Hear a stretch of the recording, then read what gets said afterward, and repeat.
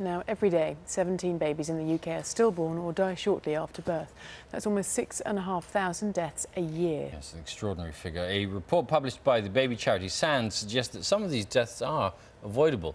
Well, with us this morning is Jacqui Veitch. Now, Jacqui's son, Jam, was stillborn at 33 and a half weeks. This happened to her, what, about 3 years ago. Morning, Jacqui. Good morning. So, what went wrong?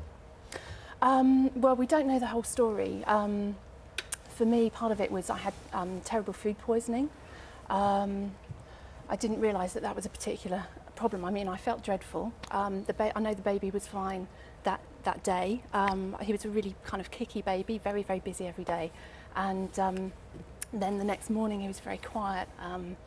And I mean, you know what it's like when you have food poisoning. I felt absolutely knackered, and I just assumed that he had the same thing. So it wasn't till the next day that I went into hospital, and it was then that they looked for a heartbeat and realised there wasn't one.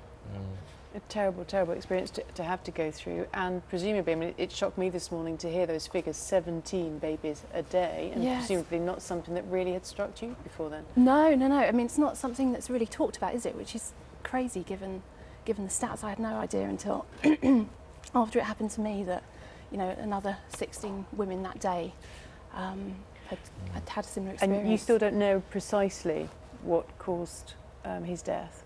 No, I don't. I mean, we've tried to piece it together after the event. We did have a post-mortem, and that picked up that there was mild growth restriction. And I think that a lot of babies who are stillborn do suffer from that sort of thing, but it's not picked up through the course of the pregnancy. Do you think mums to be given enough information, particularly before the birth, about what could possibly go wrong and what might happen in those circumstances?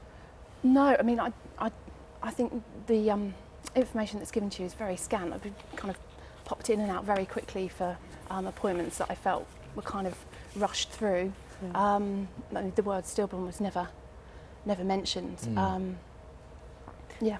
SANS are saying that more research needs to be done into the causes of the death, both in terms of stillborn and neonatal deaths, and more resources really to help in the aftermath with the bereavement process. Would you agree?